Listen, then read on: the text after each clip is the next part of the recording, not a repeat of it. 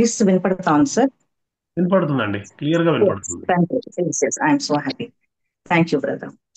క్రీస్తు నామ పేరట మీ అందరికీ కూడా శుభములు. ఈ ప్రాతకాల సమయంలో మనందరం కూడా దేవుని పేరట స్తుతించడానికి, ఆరాధించడానికి, వాక్య సందేశాన్ని వినడానికి దేవుడు మనకిచ్చిన ఈ గొప్ప ఆధిక్యతను బట్టి దేవాది దేవునికి వందనాలు చెల్లిస్తూ ఉన్నాను.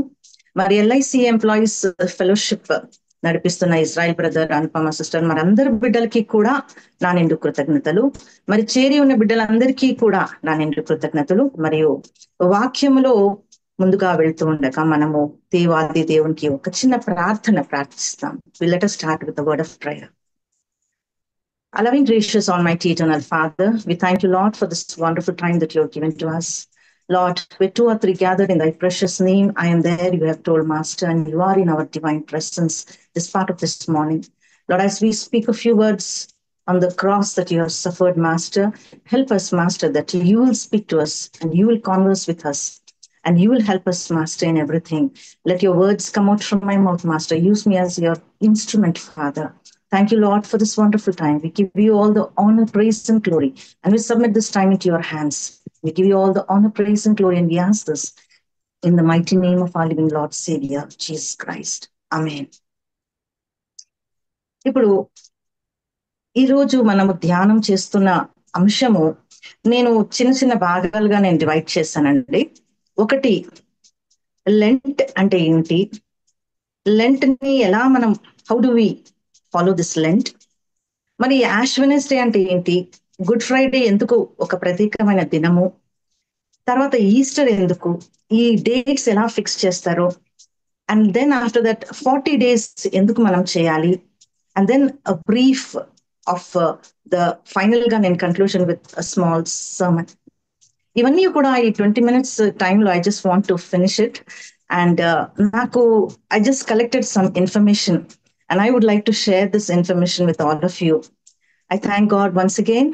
మరి లెంట్ అంటే ఏంటి అంటే, Lent is derived from the word Lenten. ఈ లెంటెన్ అంటే ఏంటంటే, యూరోపియన్ కంట్రీస్ లో it is the spring season. మనకు కూడా ఈ ఋతుకాలం ఉంది. It's a spring season. Spring టైంలో ఎలా ఉంటుంది, పాత ఆకులన్నీ కూడా రాలిపోతూ ఉంటాయి అన్నమాట. The leaves that are worn out with have no life in them, they are just they fade away and కొత్త ఆకులు చిగురిస్తూ ఉంటాయి అన్నమాట. దేవాది దేవునికి ఎలా ఉందంటే, మన జీవితాలను నూతనగా చిగురించాలని ఆశపడుతూ ఉన్నాడు అన్నమాట.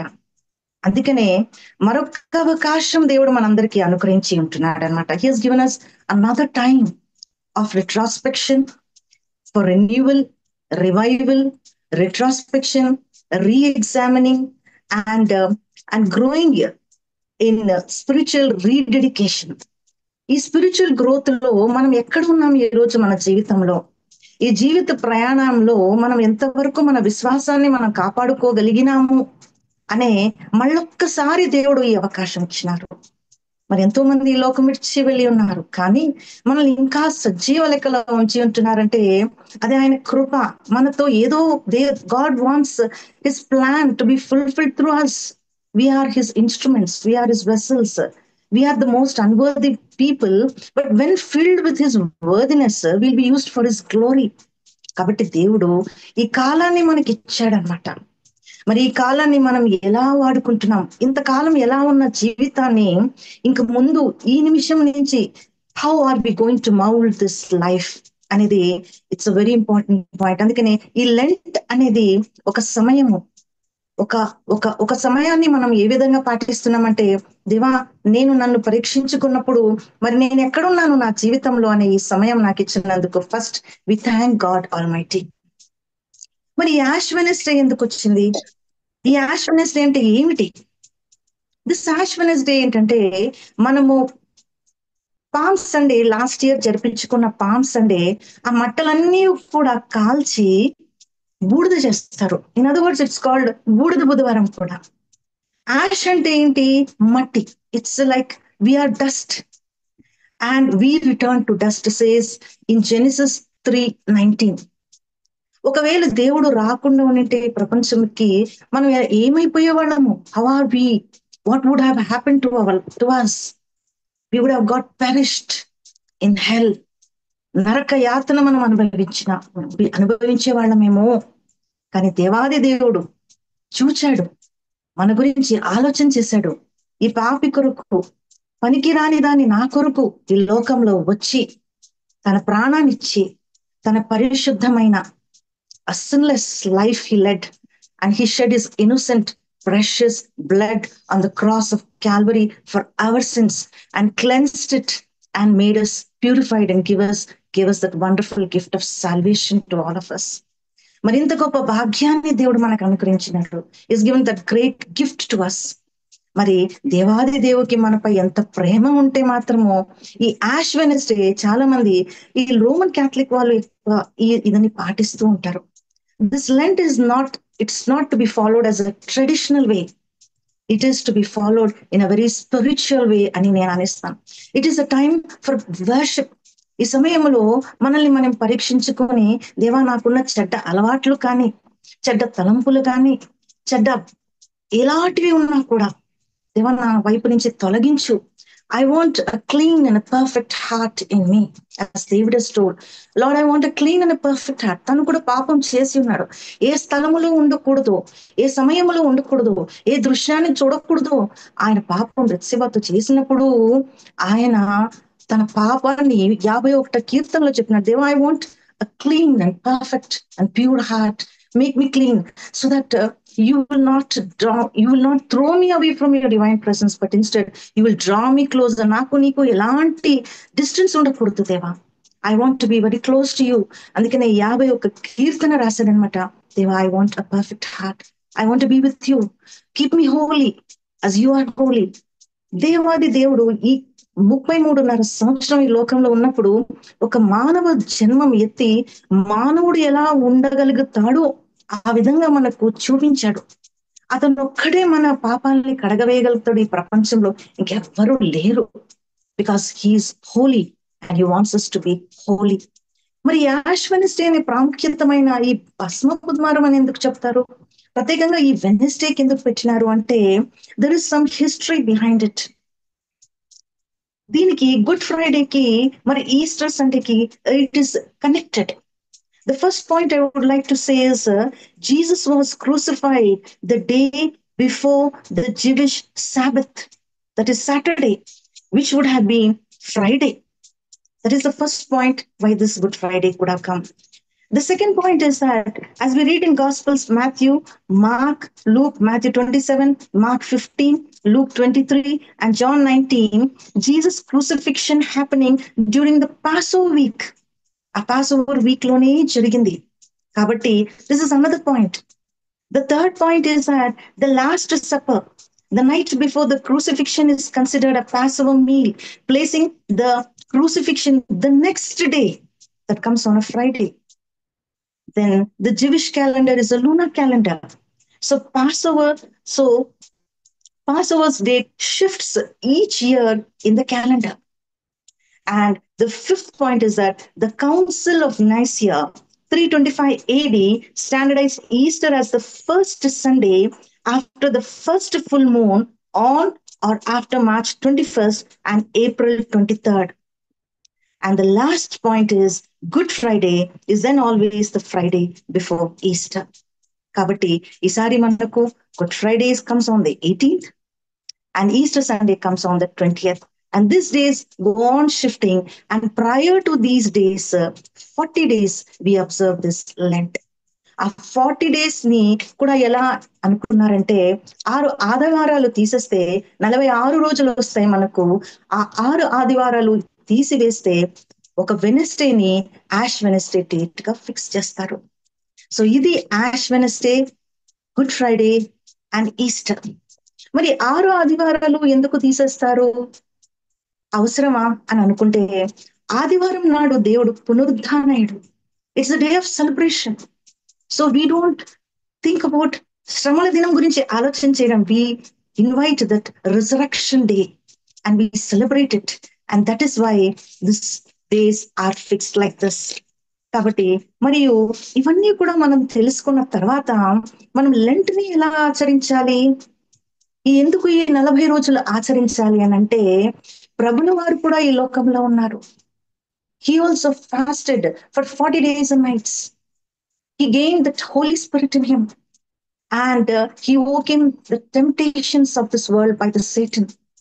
And when filled with the Holy Spirit, he started the ministry in this world.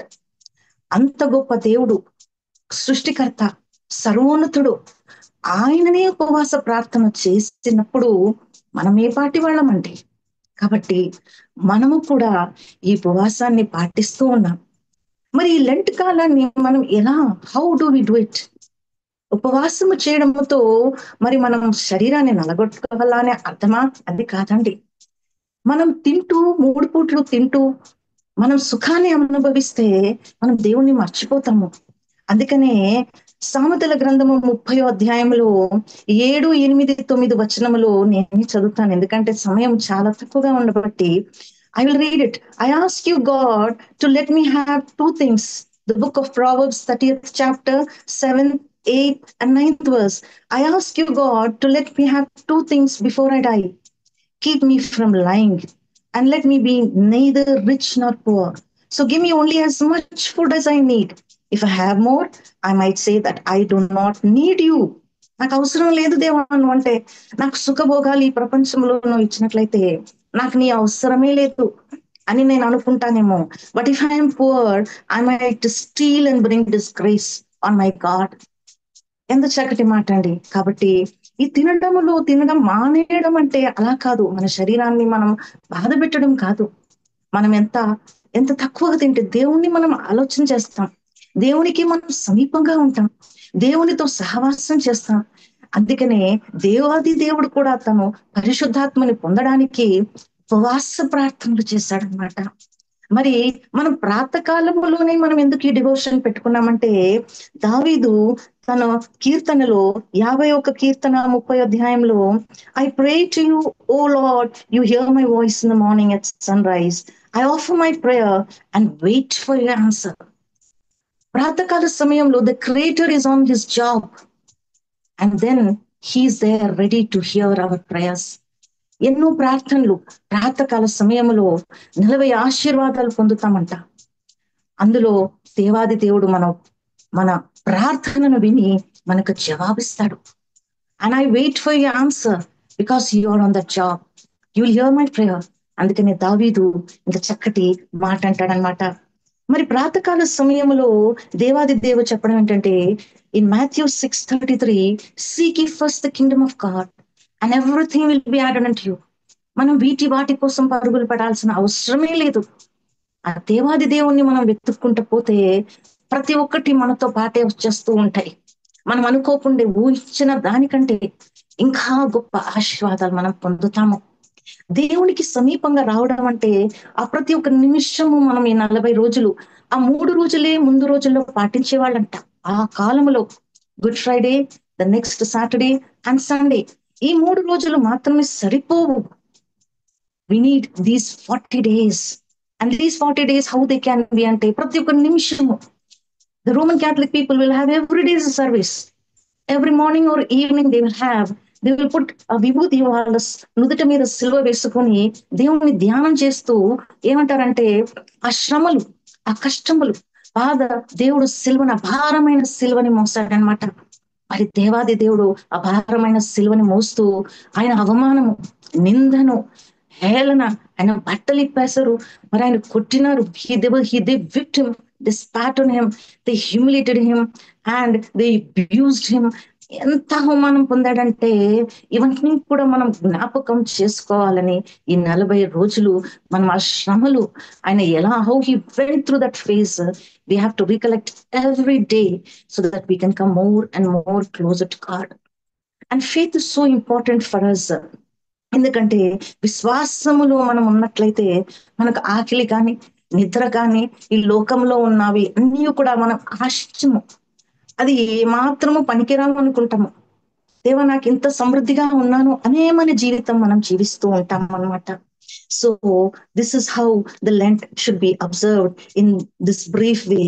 We should have the heart of thanksgiving to God, and we should remember how God was nailed, how God the thorns were. మనకు ఒక చిన్న దెబ్బ తాకితేనే మనం ఎంతో బాధపడతాము.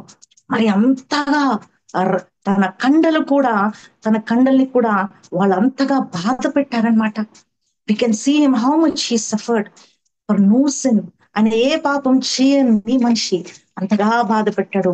ఎందుకంటే he loved us so much and he came for us. మరి ఈ 40 days ఎందుకు ప్రత్యేకంగా ఈ 40 days పెట్టారు అని అంటే, 40 has a lot of importance in the Bible. God used it in many ways. ఒకటి, he used it to test his people. He used it to reveal to his people. He used it to judge his people. He used it to give victory to his people. He used it to give prosperity to his people. కొన్ని మాటలు మనం ధ్యానం చేస్తాం ఈ 40 రోజుల్లో. ఏమిటంటే, ఆది కాండము 7వ అధ్యాయములో మొత్తం చూసినట్లయితే, నోవా సమయంలో 40 రాత్రి పగులు వర్షం కురిసిందండి. 40 days it rained, and it took 40 days also to dry. That is the first thing. The second thing is that నిర్గమకాండము 34వ అధ్యాయము 28వ వచనంలో Moses fasted and prayed for 40 days and nights. అది దేవుడు ఆయనకు he gave a tablet of 10 commandments. 10 ఆజ్ఞలు తీసుకొని వచ్చాడు. ఆ సమయంలో దేవునితో సహవాసం చేసినప్పుడు దేవాది దేవుడు మోషేకి ఎన్నో విషయాలు జ్ఞాపకం చేశాడు. He revealed to him what happened. That is why he wrote these books: Genesis, Exodus, Leviticus, Numbers, and Deuteronomy. We don't know. Adam has not written any book. Abraham has not written any book. How the creation came, God revealed these secrets to Moses. How the creation came, how Adam was created, how Eve was there, how they got married, and how it happened, everything we read in these books of Genesis. That is what God had. God's connection was with Moses. And that is how we could get this history in these books. And also we find in Exodus 34:29 verse లో, కొండ నుంచి దిగి వస్తూ ఉండగా మోషే ముఖము వెలుతురుతో ప్రకాశించిందంట. వాళ్ళు చూడలేకపోయినారా ప్రకాశం. అంటే దీని అర్థం ఏంటంటే, win you pray your face shines. మనకి ఎన్నో కార్యాలు జరుగుతూ ఉంటాయి, మనకి ఇష్టం లేని వాళ్ళు ఇష్టపడుతూ ఉంటారు. When Daniel seeked the Lord, the world was behind him. When Moses seeked the Lord, ఫరో లాంటి రాజులు కూడా దిగి వచ్చినారు. When we seek the Lord, the whole world will start seeking us. They will look after us. మొదటి సమూయేలు 17వ అధ్యాయము 18 నుంచి 14వ వచనాల వరకు మనం చూసినట్లయితే, గొలియతు ఇశ్రాయేల్ ప్రజల్ని ఎంతో బాధ పెట్టినాడు.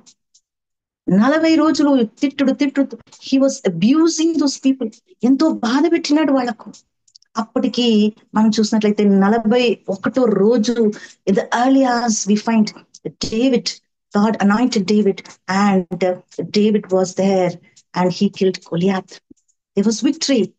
And then we find Jonah kuda, Jonah 3:4 lo, in 40 days Nineveh will be destroyed. God spoke to Jonah and told to go to the city of Nineveh and proclaim this message. They should repent. They started repenting for those 40 days, and God cooled himself and changed his mind.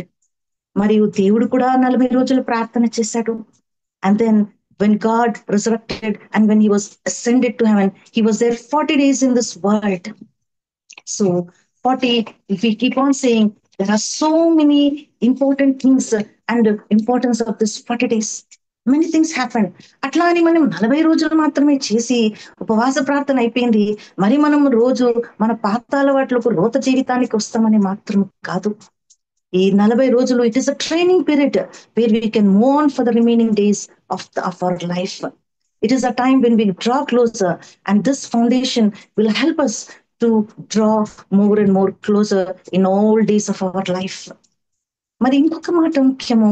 when I come to the final point, మనము Gethsemane garden లో దేవాది దేవుడు అక్కడ ప్రార్థన చేశాడు. ఏం ప్రార్థన చేశాడంటే, దేవా నీ చిత్తమే జరుగును కాక. మరి గెత్సెమనే తోటనే ఎందుకు? why did God go to the garden of Gethsemane? Gethsemane తోటలో మనం చూసినట్లయితే ఆయన ప్రతిసారి వెళ్ళేవాళ్ళు, కానీ క్రూసిఫిక్షన్ కంటే ముందు రాత్రి దేవాది దేవుడు గెత్సెమనే తోటకు వెళ్ళాడు. ఈ గెత్సెమనే తోటలో గెత్సే మనే అనే అర్థం ఏంటంటే, ఇట్స్ అ వైన్ ప్రెస్. దీనికి ఒక చిన్న అర్థం ఏమిటంటే అక్కడ ఒలివ మొక్కలు అక్కడ ఉంటాయన్నమాట. ఆ చెట్టు ఇప్పుడు కూడా మన ఇస్రాయల్ ప్రదేశంలో వెళ్తే the present scenario is how they olive trees there. Olive చెట్లు అక్కడ ఆలివ్ చెట్లు, ఆలివ్ కాయలు కూడా ఉంటాయన్నమాట. ఆ కాయలన్నీ కూడా తీసి ఒక వైన్ ప్రెస్ లో వేసి ఒక నూనెని తయారు చేస్తారు, ప్యూర్ ఆలివ్ ఆయిల్ అన్నమాట. ఈ నూనెని ఏం చేస్తారంటే యెరూషలేం దేవాలయంలో దీపాలను అంటించడానికి ఉంటాయి. ఆ దేవాది దేవుణ్ణి కూడా ఇక్కడ పోల్చడం ఏంటంటే ఆయన నలగబడ్డాడు. ఎంతగా నలగబడ్డాడంటే ఈ కాయలు ఆ వైన్ ప్రెస్ లో వేసి how they are crushed and removed that all pure precious oil. Like that, with God was also crushed, and His precious blood was there to save us. ఈ వెలుతురు, ఈ దీపాలను అంటిస్తే ఎలా వెలుతురునిచ్చిందో, he was like the light in this world and he gave light to all the people in this world. And Jesus said, I am the light of this world.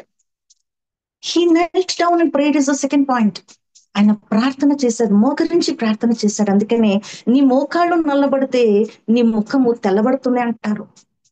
అంతగా ప్రార్థనగా he was model for the prayer. మోకరించి ప్రార్థన చేయడం ఎంతవరకు సాధ్యమో మోకరించి ప్రార్థన చేయడం అంటే we're surrendering to God, we're submitting to God, we're telling God you are everything for us and we're nothing. నేనేమి చేయలేను దేవా, నీవు ఉంటే మాత్రమే నేను చేయగలుగుతాను.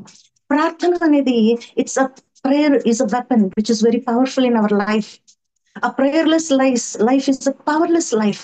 A prayerful life is a very powerful life. And the God showed us how to pray in this world. And therefore he knelt down and he prayed. And then we find, and he says, Deva, ఇది నీ చిత్తము జరుగును కాక. It is your will. ఇక్కడ మనము మన జీవితాన్ని మన ఇష్టానుసారంగా జీవించడానికి లేదు. It's not our private and a personal life that we have got to lead. We should lead a life that God wants us to lead. ఆయన చిత్తము మన ద్వారా నెరవేర్చడానికి దేవుడు మనల్ని సృష్టించినాడు. మనం అనుదినము దేవా నీ చిత్తం ఏమిటో ఆ చిత్తము నా ద్వారా నెరవేర్చమని ప్రార్థన చేయాలి. అందుకనే సామెత కీర్తనల గ్రంథము 40 అధ్యాయం 8వ వచనంలో దావీదు అంటాడు, David says, how I love to do your will my God, I keep your teaching in my heart. నీ చిత్తము నేను నెరవేర్చాలి. ఇక్కడ ఒక చిన్న ఉదాహరణ నేను చెప్తాను చూడండి. దావీదు when he was surrounded with enemies around him and when he was preparing himself to build the temple for God, అక్కడ దేవుడు నాతానుతో మాట్లాడతాడు. He'll send a message saying that David will not build a temple for me, his son Solomon only will build a temple for me అంటాడు. అది మనం సమూయేలు గ్రంథము 2వ సమూయేలు 7వ అధ్యాయము 5వ వచనము ఏం చెప్తానంటే, you are not the one to build a temple for me to live in. దేవుని చిత్తం లేదది. మరి 13వ వచనంలో he will be the one to build a temple for me, he his sun.